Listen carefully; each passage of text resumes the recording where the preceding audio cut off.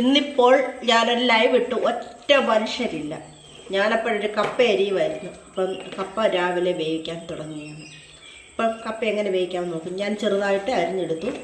ഇനിയും ഇതൊന്ന് കഴുകി വൃത്തിയാക്കി എടുത്തിട്ട് തീ കത്തിച്ച് വെള്ളം വെച്ച് വെള്ളം നല്ലപോലെ തിളയ്ക്കുമ്പോൾ ഈ കപ്പ കഴുകി വൃത്തിയാക്കിയത് ഇട്ട് കൊടുക്കുന്നതായിരിക്കും.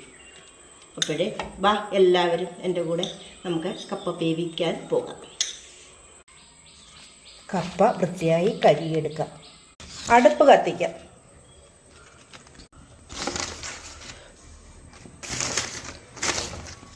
അടുപ്പ് കത്തിപ്പിടിക്കാൻ തുടങ്ങിയിട്ടുണ്ട്. നമുക്ക് വെള്ളം വയ്ക്കാം. നന്നായി തീ കത്തിയിട്ടുണ്ട്. വെള്ളം വയ്ക്കാം. വെള്ളം നന്നായി വെട്ടിത്തിളച്ചിട്ടുണ്ട്. കപ്പ ഇട്ട് കൊടുക്കാം. കപ്പ വെള്ളത്തിലിട്ട് കൊടുത്തിട്ടുണ്ട്. ഇതിരുന്ന് വേകട്ടെ. അപ്പോഴത്തേക്കിനും ഇതിനാവശ്യമുള്ള അരപ്പ് തയ്യാറാക്കാം. തേങ്ങ, ജീരകം, പച്ചമുളക്, മഞ്ഞൾപ്പൊടി, ഉപ്പ്, വെളുത്തുള്ളി ഇവയെല്ലാം കൂടെ അമ്മിക്കല്ലിൽ ഒന്ന് അരച്ച് ചതച്ചെടുക്കാം.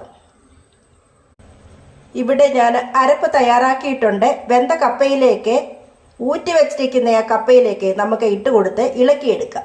ഇത് ഉപ്പിപ്പറ്റ് കഴിയുന്ന ഇളക്കിയെടുക്കാം. ഉപ്പ് വറ്റണം.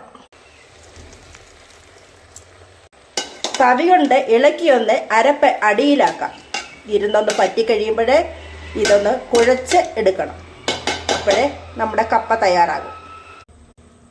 അങ്ങനെ കപ്പ കുഴച്ച് വേവിച്ച് വെച്ചിട്ടുണ്ട്. ഇനിയും നല്ല തേങ്ങ അരച്ച മീൻകറിയുണ്ട്. അതുകൂടെ കൂട്ടി കഴിക്കാം. ഇന്നലെ ഞാൻ തയ്യാറാക്കി തേങ്ങ അരച്ച മീൻകറിയാണ്. ഇത് കൂട്ടി കപ്പ കഴിക്കാം.